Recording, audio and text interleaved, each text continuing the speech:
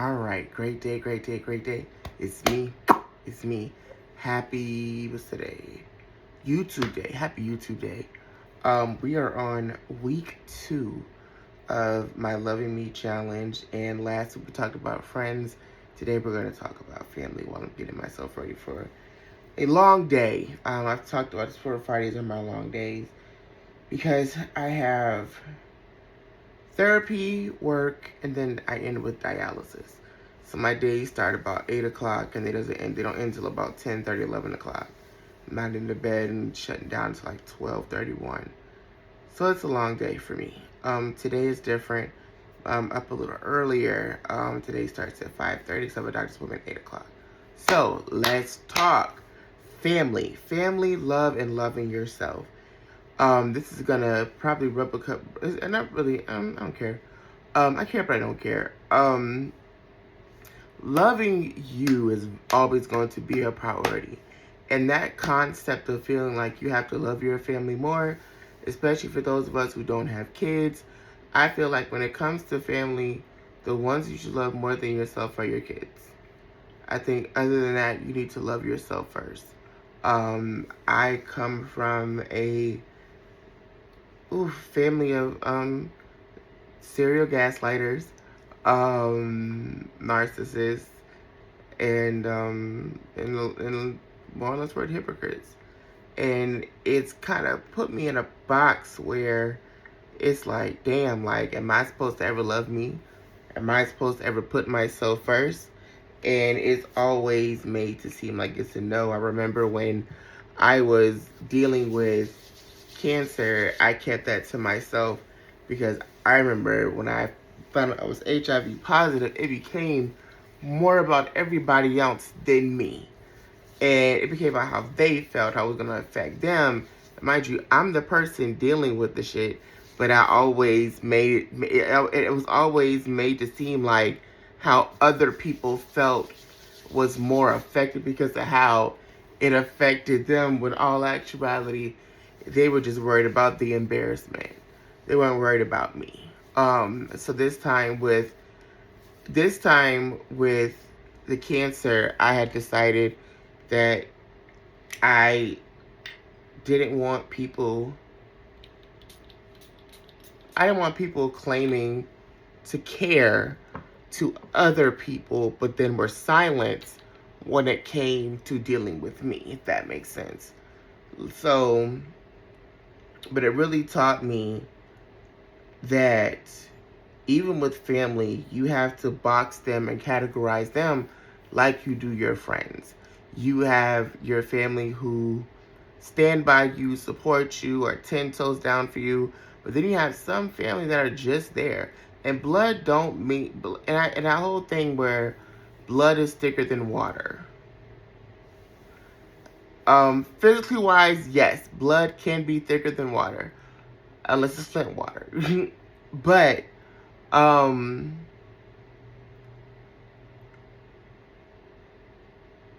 you ask yourself the question sometimes.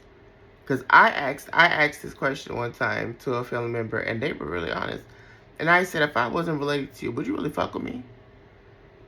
And they said no. And I said, okay, cool. And I said, well, you don't have to no more. You are not obligated to deal with me. And I am not obligated to deal with you. We're a family. That's never going to change. However, if I don't fit into your universe, don't waste your time or my time. Don't force yourself to be around people that you don't want to be around. And I respected it. I wholeheartedly respected it. I mean, and the thing about it is I understand that my sexuality rubs people the wrong way.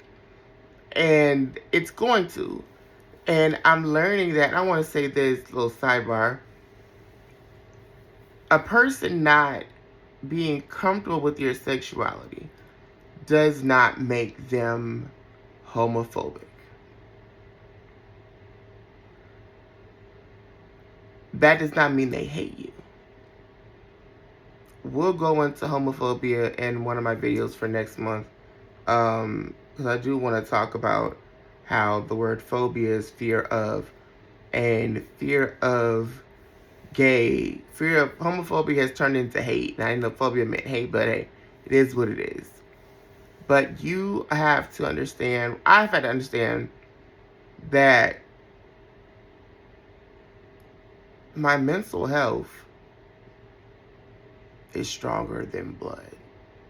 Okay? It's stronger than blood. Blood may be thicker than water, but my mental health is a lot thicker than that shit. And I have family that I love down. But I understand sometimes that aspect of space is necessary. Space for them to be them, space for me to be me. Yes, I'm wearing 2 clones today. Like it's just such a necessity to allow people to be themselves on their own accord. Will always love you. You're about whatever you are. And I hate that concept when people say, well, I'm your this, I'm your that, and or I'm your elder, or I'm your little this, or I'm your little that, or that's your so and so. They didn't give a fuck when they were doing what they were doing, so why should I care? I had a family member that pulled some bullshit on me one time before. And I was told, don't respond. I was told, don't respond. You know how they are. And that's still your such and such. I should have cussed her ass out. And I wish I would have. And we're too many years gone for me to do it. But learning me, I should have cussed her ass out. Because, yes, they're my so-and-so. However, they were my so-and-so when they pulled the shit they pulled. So I should have allowed them to fuck around and find out.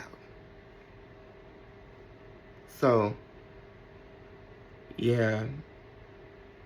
Stop letting people gaslight you and using love as the source. Stop letting people use family titles as like get out of jail free card. It doesn't matter who you are to me. That doesn't mean that.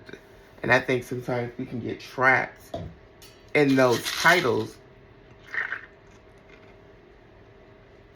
We can get trapped in that whole concept of, again, that's your so-and-so, that's your such and such, that is this. We get so caught up in it because we're taught at such a young age.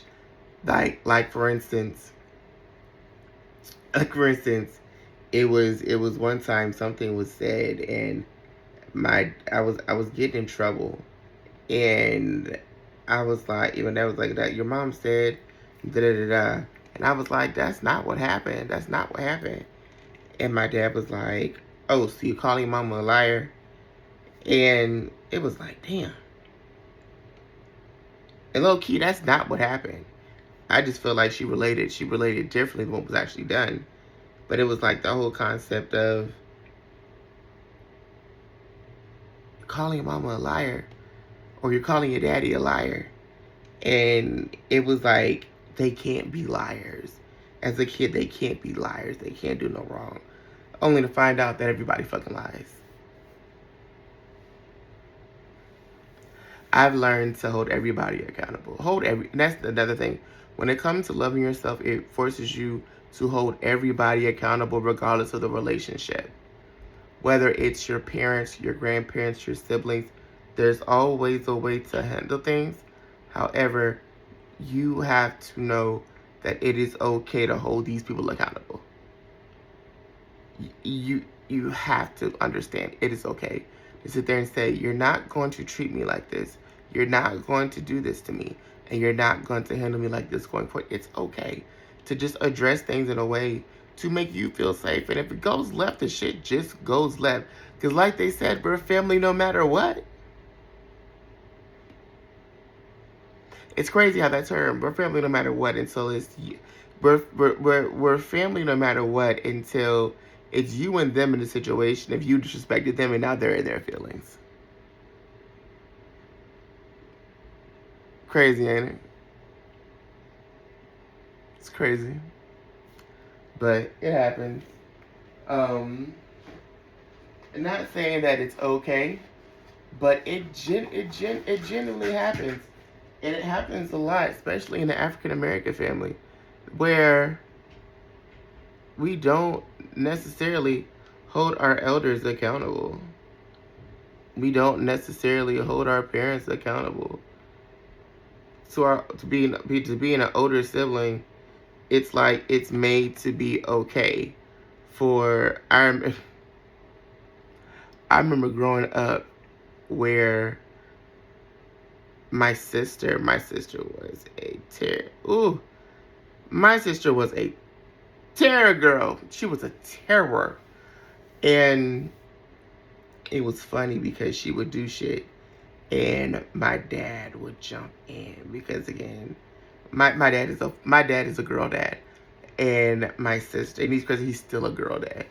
But my sister, all of us at some point had our dad wrapped around our fingers. But my sister, oh, she had him tied with a knot, and it was funny. It wasn't funny then, and it's kind of funny. It's funny now, but it wasn't funny then. Where my dad would be like, my sister would do some real messed up stuff to us. That's your sister. She's supposed to. My sister did that to me as a kid. It was like, damn, I'll be frustrated and I'll get irritated. Because with her, she felt like they gave her a right to be anxious. She still feels that way to this day. Like, that mentality has fucked her up to where she not fucked her up. She's a good person. But it's like, it's got her, she's spoiled. And she feels that because of who she is to you, that she has all these rights and stuff. But it's funny because, like, he would be like, my sister did that to me, did that. And as a child, I'm just like, yeah. But as an adult, I'm sitting like, and that's why y'all butts didn't get along half the time.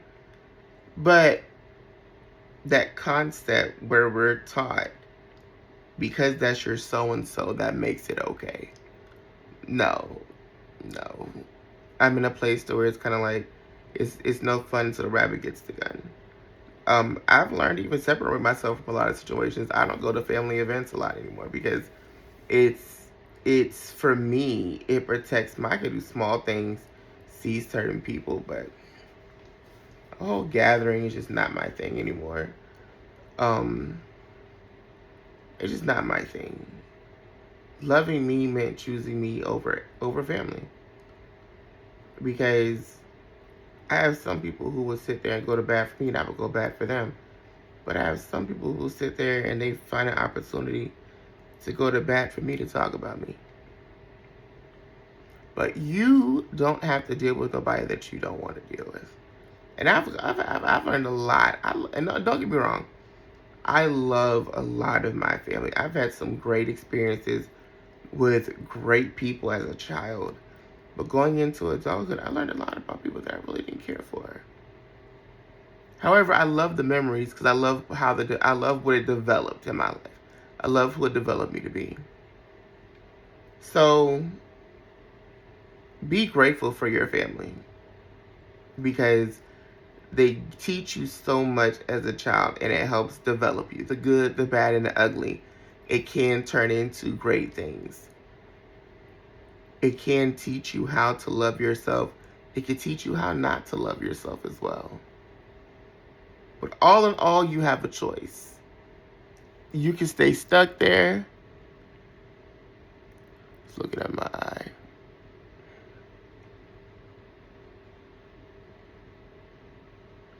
All in all, you got two choices.